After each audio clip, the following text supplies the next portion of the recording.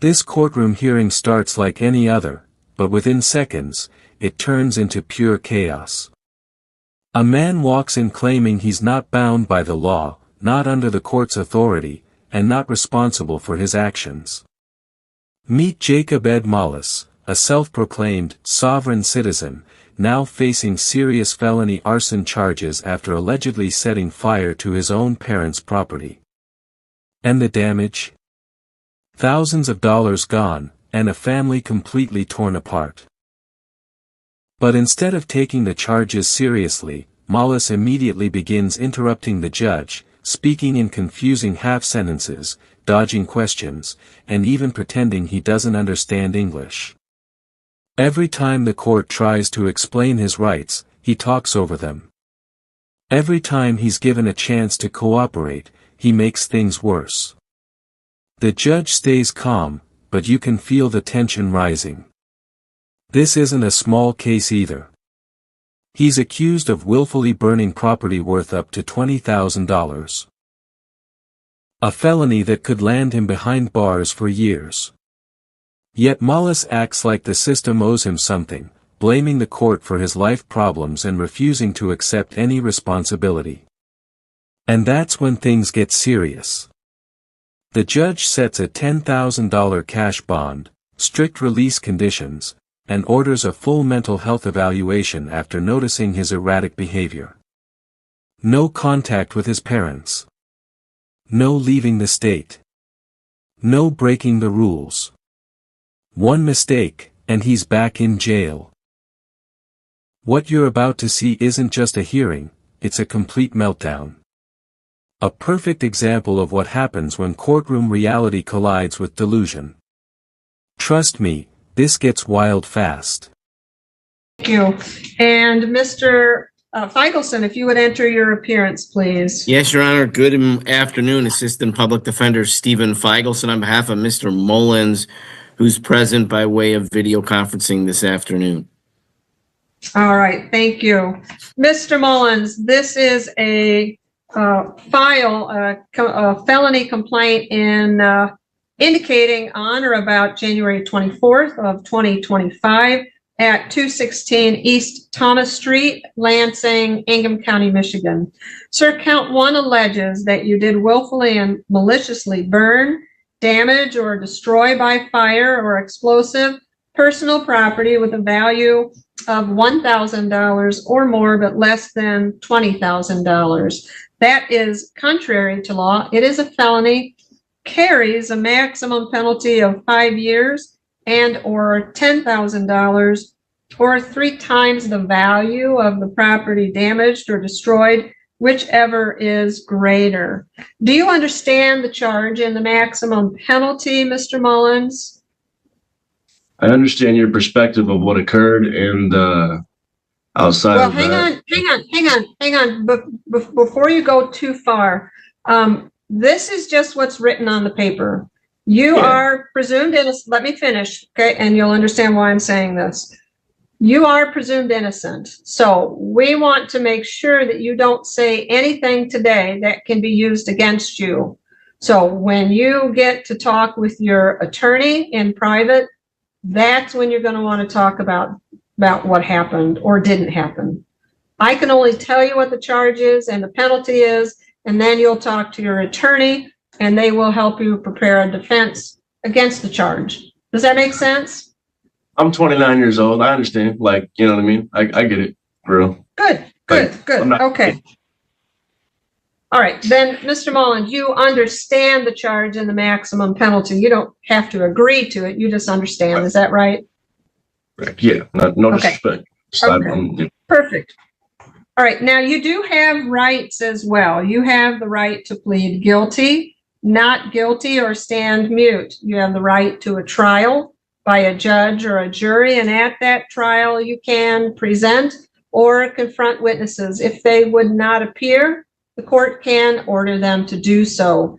You also have the right to a lawyer, and if you cannot afford one, one can be appointed for you at court expense. Additionally, you are presumed innocent, as I said earlier, And if you are found guilty, it has to be beyond a reasonable doubt. You also have the right to remain silent. Anything you say or write can be used against you, and you always have the right to have a lawyer present with you at any time that you are questioned. Do you understand those rights, Mr. Mullins? You said read anything you say or write can be used against you? Did you say that? Yes, I did say that. Yes, sir.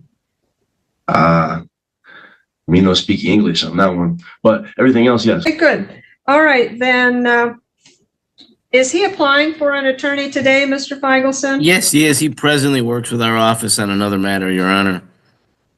Okay, thank you. So, Mr. Mullins, what we're going to do is we have 2 hearings set for you on this. A probable cause conference, which is the first hearing. That is February 6th. That's at 8:30 a.m. with Judge Simmons. Excuse me. You are allowed to appear remotely on that, so that's why you will have a colored sheet. I think it's kind of a bluish green. Yep. Okay, you should have that, so you can appear February 6th at 8:30 a.m. remotely or in person. The second hearing is a preliminary exam. You have to appear in person for that. That's on the 6th floor of City Hall, Courtroom 4, and that's February 13th at 8:30 a.m., also with Judge Simmons. So you've got the notice and the Zoom instructions, correct? Yes. Good, good. Okay. Now, is there anything I've told you so far that you do not understand? The one thing I didn't speak English on, yeah, but other than that, yes, everything else I did. I'm an artist. Okay. I've been writing a lot of things, so when I write stuff, it's like almost like, you know what I mean? So that's just a arbitration contract thing that I didn't like. So I mean, we'll settle through that. So I would like to just voice that. Other than We that, could no just disrespect. move Yes. forward, sir. Appreciate the... Correct. Yeah. You'll talk you. about that with your attorney. Absolutely. Okay. So, Mr. Mullins, I'm going to stop the live stream so that I can protect. A low PR bond. Let's just say that I ain't got nothing, and y'all ain't give me any tools to get a job since I've been released from your guys' care. Now, I don't really know what's going on with my support system, but it's This is down my relationship turn with to my talk, family. Mr. Mullins. Metaphor. Okay, you don't want to talk about that because, like I said, you're gonna you might say something that can be used against you. So the court's going to look at 2 things, Mr. Mullins. I'm going to look at whether or not you're a flight risk and whether or not you are a danger to the public.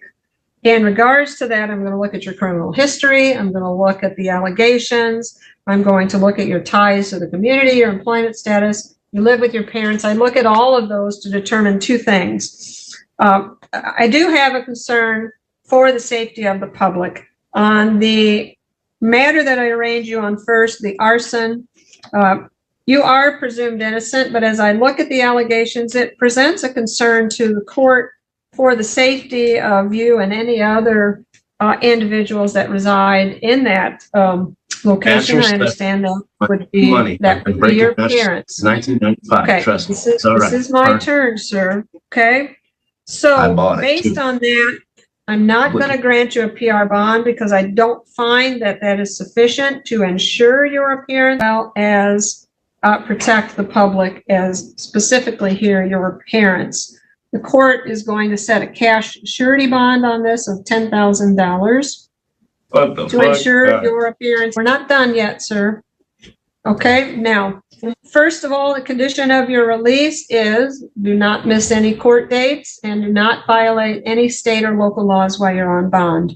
You're not to possess, purchase, or consume any alcohol or controlled substances without a prescription, and you're not to leave the state of Michigan without permission from the court. You also are not allowed to possess or purchase any firearms, ammunition, or dangerous weapons, and you will have to report to pretrial services so that they can set up any pretrial supervision that may be necessary. That's either a phone or an in-person interview. Now, I'm also going to tell you, you cannot have any contact with Daniel Mullins and or Barbara Mullins. You cannot call, write, page, email, text, no electronic communications of any kind. You can't have anybody else contact them on your behalf, and no threatening, harassing, or molesting behavior towards them or anyone else. Additionally, you cannot go within 2,000 feet of where where they're located at any time, including work, home, or school. So what that means is if you have property there, someone can go and get your property and get it for you, but you cannot go there, and you can't have any contact at all. Also, you're unable to give me an address at this point.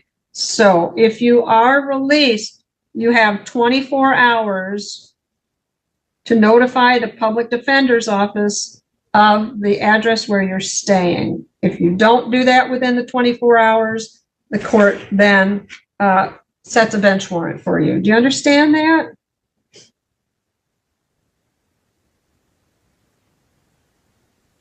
Do you understand what I'm telling you, Mr. Mullins? I understand that our system's broken and I'm just a little cog chilling. Hi, I'm Cog. Nice to meet y'all. Okay, all right, let's go over the other file then. This is, again, the 24-03520. Judge Simmons has ordered that you be remanded on that case file because you failed to appear for the probable cause conference. So you will not be released before that hearing that is to be set. Do you understand? Yeah, y'all tweaking. All right. You guys know I have no clue what the hell y'all are doing. You have no details. You're making a bunch of judgments on very, very, very, very misguided details. And the frail line understanding that you understand. You're going to talk with your attorney. What's the Rotary Club? Who am I? Do you guys know who I am? My name is Jacob Edwin Mullins. You guys know who I am. That's crazy. You guys are playing silly ass games. Did you have anything else? I do not, Your Honor. Thank you. Thank you. And I am going to order a CMH evaluation on that new file as well. All right. Then. That's about the one good thing you've done today, and it's not your fault. You're an amazing person, I'm sure, and I'm not trying to hurt your feelings or like I'm a frustrated individual. So let me just say, like, I'm sorry for the disrespect. I know it's not your fault necessarily, but this is just a large structure. So I'll. This courtroom hearing was supposed to be routine. Just another defendant, just another case, just another day inside the justice system. But within minutes, it becomes painfully clear that nothing about this situation is normal. The tension starts building the second Jacob Ed Mullins walks into the courtroom.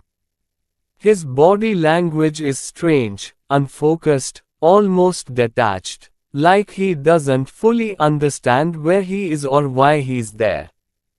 And yet, the charges against him are anything but small. He's not here for a traffic ticket. He's not here for a minor dispute. He's facing felony arson. Prosecutors say he willfully and maliciously burned personal property that belonged to his own parents. Thousands of dollars in damage. A home and belongings destroyed. And perhaps worst of all, a family relationship completely shattered. According to the case details, his parents have already disowned him after the incident, cutting ties with their own son because of what allegedly happened. It's heavy, serious, life-changing, but instead of walking into court with fear, regret, or even basic respect, Mullins walks in acting like the rules don't apply to him. From the very beginning, he gives off that familiar, sovereign citizen energy, the belief that laws somehow don't govern him, that the court has no authority, that everything is some kind of trick or conspiracy. If you've ever seen cases like this before, you already know what's coming. Confusion, interruptions, word games, and a whole lot of talking in circles. The judge begins calmly, explaining the charges the way judges always do, slowly, clearly, making sure the defendant understands what he's up against. But before the explanation can even finish, Muller starts interrupting. Not once, not twice, constantly. Every sentence from the judge is met with pushback. Every question turns into an argument. Instead of listening, he talks over everyone. At one point, when something doesn't go his way, he suddenly claims he doesn't speak English. A strange excuse that makes no sense considering he had just been speaking English moments earlier. The courtroom goes quiet for a second, almost like everyone is trying to process what they just heard. It's awkward. It's bizarre.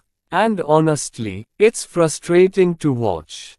The judge keeps their composure, though. You can tell they've dealt with defendants like this before. No emotion. No yelling. Just calm, professional responses. But the patience is definitely being tested. The charges are laid out clearly.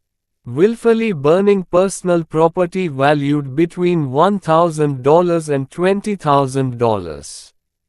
A felony offense. Punishable by up to 5 years in prison. Heavy fines. A permanent criminal record. These aren't small consequences. This is the kind of conviction that can change the rest of someone's life. And yet Muller acts like it's all a joke. Instead of showing concern, he starts blaming the system. He complains that the court never gave him tools to get a job. He talks like he's the victim. Like somehow the situation is everyone else's fault. There's no accountability, no ownership, just excuse after excuse after excuse. It's the kind of behavior that makes everyone in the room uncomfortable. Because when someone refuses to accept reality like that, it raises a bigger question. If he can't take responsibility for something this serious, what else is he capable of? The judge moves forward with the bond discussion. Now this is the moment that really matters. Bond determines whether someone walks out free or sits in jail waiting for trial. Most defendants are quiet during this part. They know this is not the time to talk. But Muller keeps rambling, interrupting, arguing, almost sabotaging himself. Finally, the decision comes down. A $10,000 cash surety bond. Not a signature bond. Not a simple promise to return. Cash. Real money. Because the court clearly doesn't trust him. And honestly, after watching his behavior, it's easy to understand why. But it doesn't stop there. The judge starts listing the conditions, and each one feels heavier than the last. He must obey all laws. He cannot miss court dates. No alcohol. No controlled substances. He can't leave the state without permission. And most striking of all, absolutely no contact with his parents. That condition hits differently, because it reminds everyone what this case is really about. This isn't just paperwork. This isn't just legal theory. This is a family torn apart so badly that the court has to legally separate a son from his own parents. And yet Muller still doesn't seem to grasp the seriousness of it. He keeps mumbling, keeps arguing small technicalities, keeps acting like he's smarter than the process. But the more he talks, the worse it looks. Then something else happens that changes the tone completely. The judge pauses, studies him for a moment, and orders a community mental health evaluation. That's not something judges do casually. It means the court is genuinely concerned. Concerned about his behavior. Concerned about his thinking. Concerned about whether he's mentally stable enough to even understand what's happening. Because the way he's acting isn't just stubborn, it feels unpredictable. Unstable. Almost like a ticking time bomb. He had already missed a previous court date too, which doesn't help his case at all. It shows irresponsibility. It shows he can't be trusted to follow basic instructions. And when you combine that with erratic behavior and felony charges, it creates a dangerous picture. You can feel the shift in the room. This isn't funny anymore. It's not entertaining. It's concerning. The judge isn't just dealing with a difficult defendant, they're dealing with someone who might genuinely be a risk to himself or others. Still, Mullis doesn't slow down. He keeps talking over the court like he's in control. But here's the reality he doesn't seem to understand. In a courtroom, you're not in control. The judge is. And every time he interrupts, every time he refuses to listen, every time he plays these little word games, he's only making things worse for himself. Not better. Watching it unfold feels almost surreal.